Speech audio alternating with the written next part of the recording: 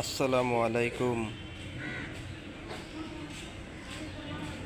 বিসমিল্লাহির রহমানির রহিম। শুরু করিতেছি আল্লাহর নামে।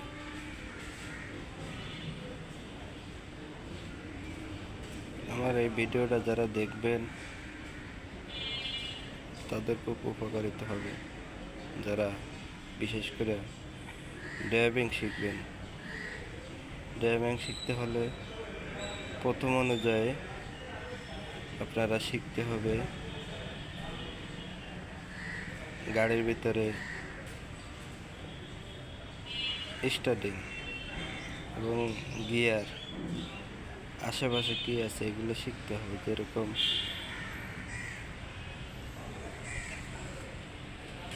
গোলটা হলো স্টার্টিং বলে, এটা শিখতে হবে যে স্টার্টিং জিনিসটা কি এবং এটার কাজ কি, এটা শিখতে হবে।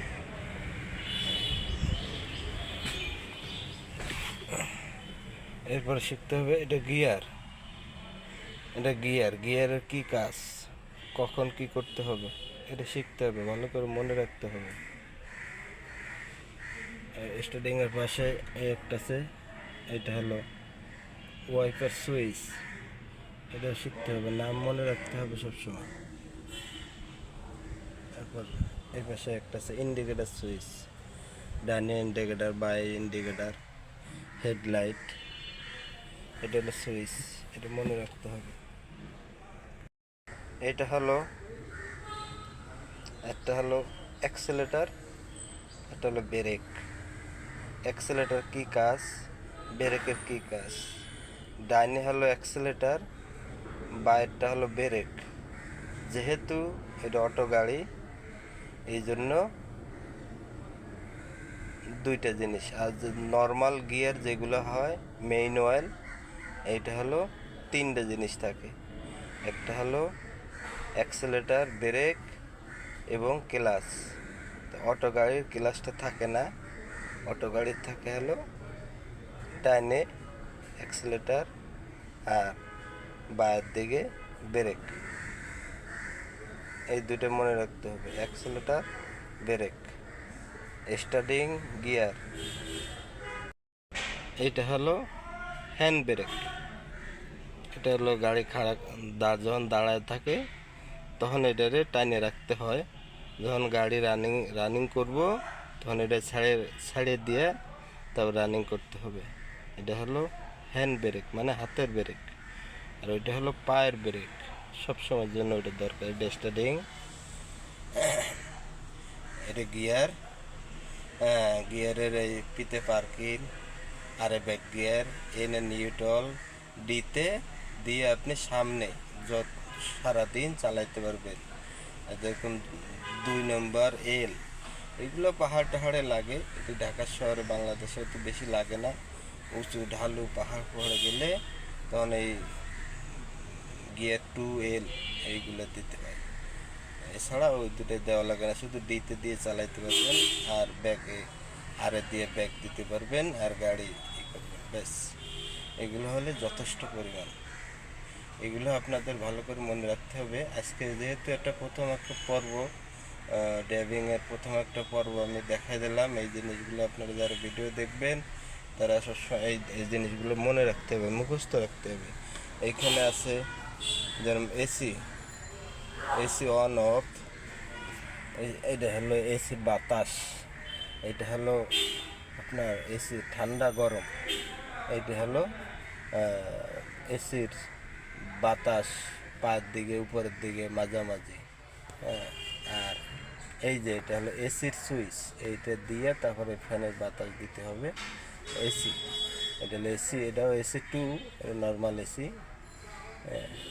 আর এটা হলো পিছনের গ্লাস, পিছনের যে গাড়ির যে গ্লাসটা থাকে, এই গ্লাসটা যখন বৃষ্টিতে বা শীতের দিনে ঘোলা হয়ে যায় অনেক সময় গাড়িতে লোক থাকলে, তখন ওই ক্ষেত্রে তখন এই সুইচটা টিপ দিলে ওই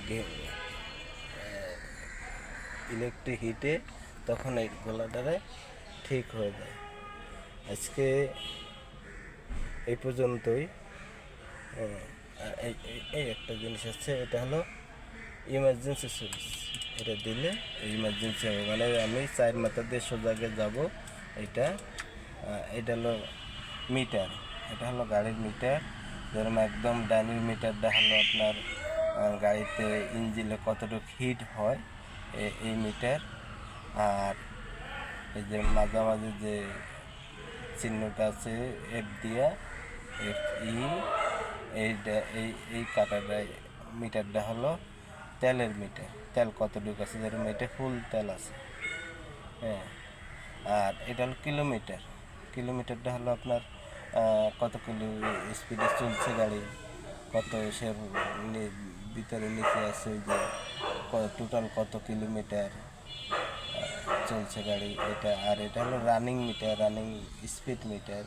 আপনি 20-এ চালাইতেছেন, 40-এ, 60, 80, 120 এইভাবে যে চালাইতেছেন, এইটা দেখতে পারবেন যে আপনি কতটুকু চলতেছে গাড়ি, এইগুলো দেখতে পারবেন।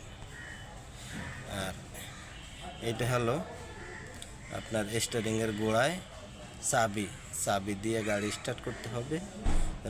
এই হলো 1 নম্বরে। তাহলে এখন দেখাই দিই, চাবি, স্টার্টিং, ইন্ডিকেটার সুইচ, ওয়াইপারের সুইচ,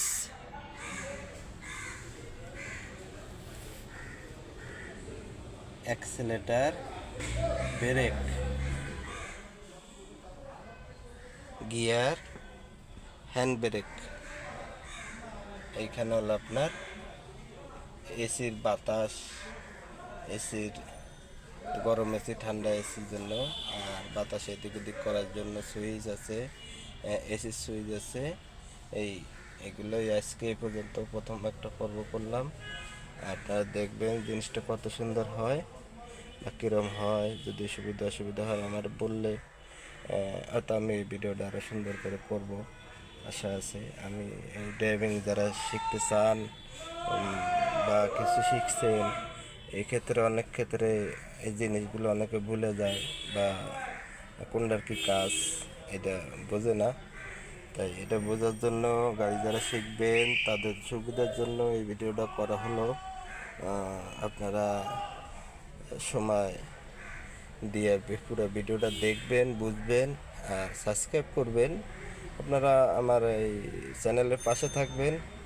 আবার দেখা গেছে 2-1 দিন পরে আবার এই 2 নম্বর পর্ব দিব, বাকিটা যে কোনটা কী কাজ স্টার্ট দিয়ে আপাতত জিনিসগুলো শিখতে হবে। হ্যাঁ, ভালো থাকেন, সবাই সুস্থ থাকেন, আল্লাহ হাফেজ।